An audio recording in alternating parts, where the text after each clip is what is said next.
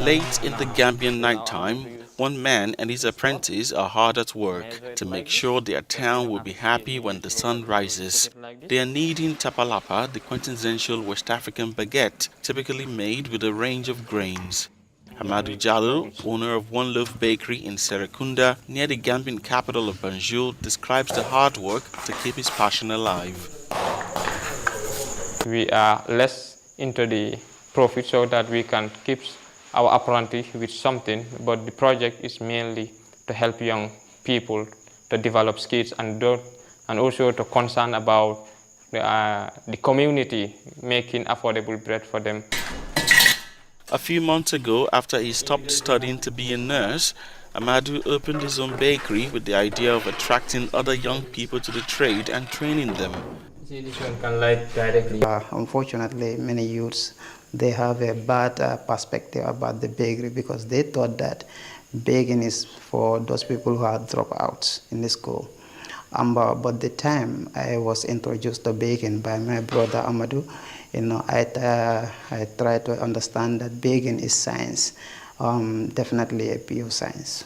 Amadou's business now faces a growing commodity and labor costs, but many people in his community of Bundong, a district of Greater Banjul, are already interested in his project, which may inspire new vocations in the future. Shoemaking is one of the oldest crafts in Sudan's east. Named Merkub, these made-in-Sudan products are more than just shoes. They are an indicator of social status and wealth.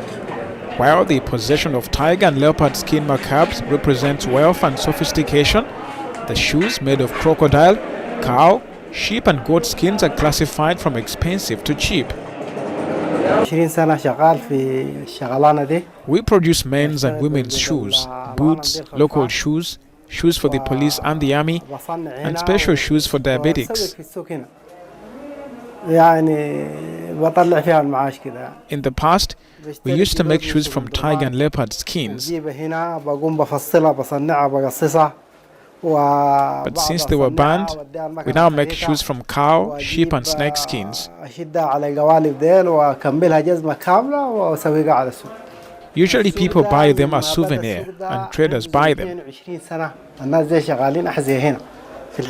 The prices vary between $4 and $30. We prefer snake and goat skin shoes. The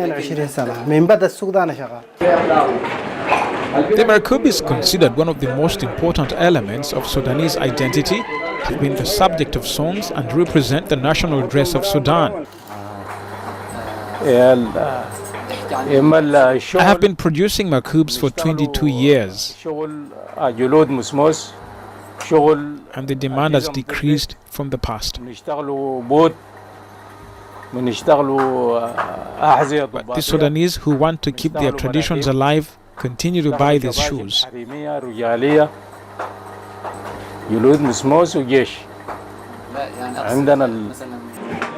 Merkubs are also loved for their durability. Tiger skin Merkubs are said to have a lifespan of 20 to 25 years. This ancient tradition is kept alive in nearly 70 workshops in the Leather Goods Bazaar in the Abu Zaid district of Omdurman city.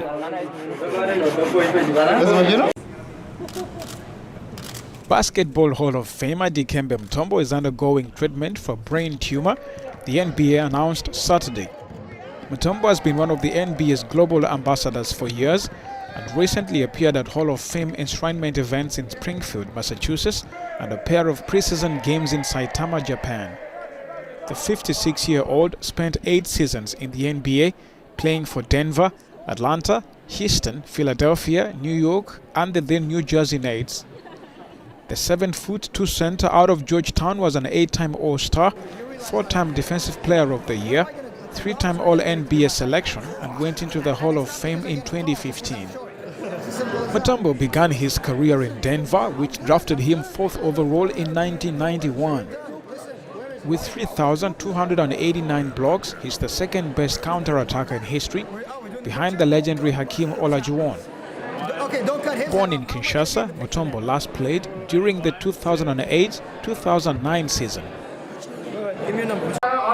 Workers kitted in soiled yellow overalls breathe in the hazy air as they wait to board trucks that will drive them to an underground shaft. They are readying themselves for a 12-hour shift, huddled under a carport shelter to avoid the scorching sun. There are more than 100 coal mines and a dozen coal-fired plants that dot the industrial landscape of the northeastern province of Mpumalanga, an area known as South Africa's coal belt. It's sad because there is a lot of mines and they hire a lot of people. If they were to close, a lot of people would struggle. So the mines are very important in our lives, especially coal, because we even make fires with them. They do a lot of work actually. Coal is a bedrock of South Africa's economy, employing almost 100,000 people and accounting for 80% of electricity production. But the future is uncertain. I'm aware that Seriti Green has been established a few months back, and then we are in support of that because we need to diversify as an organization in line with what might be coming in the near future and to benchmark ourselves with international standards.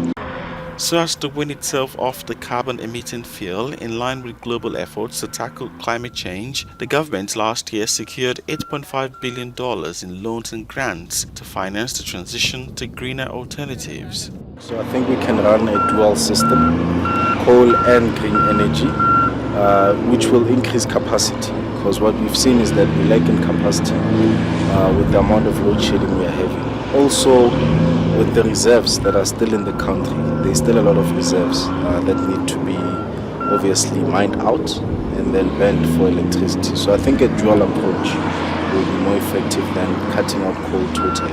Recent studies suggest more jobs will be created than lost by going green, but analysts say the swap will not be painless. The coal industry is concentrated in Mpumalanga, which accounts for about 80% of all coal production. The UN Secretary General on Monday called for an end to hostilities in northern Ethiopia, where government forces are engaged in fresh fighting with the Tigray People's Liberation Front rebels. Antonio Guterres said violence and destruction there were reaching alarming levels. After a 5-month lull, hostilities resumed at the end of August. Calls for a ceasefire have been growing. The situation in Ethiopia is spiraling out of control. Violence and destruction have reached alarming levels. The social fabric is being ripped apart. Hostilities in the Tigray region of Ethiopia must end now, including the immediate withdrawal and disengagement of Eritrean armed forces from Ethiopia. There is no military solution.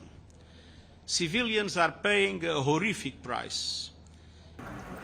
Addis Ababa said on Monday it was ready for talks, but added that its military would continue operations against the rebels. The African Union, which has unsuccessfully tried to broker a settlement, has urged an immediate end to fighting. The United Nations is ready to support the African Union in every possible way to end this nightmare for the Ethiopian people. We need the urgent resumption of talks towards an effective, lasting political settlement. And the international community must rally together now for peace in Ethiopia. The UN has said that fighting has prevented humanitarian aid from reaching Tigray, where tens of thousands need urgent food assistance.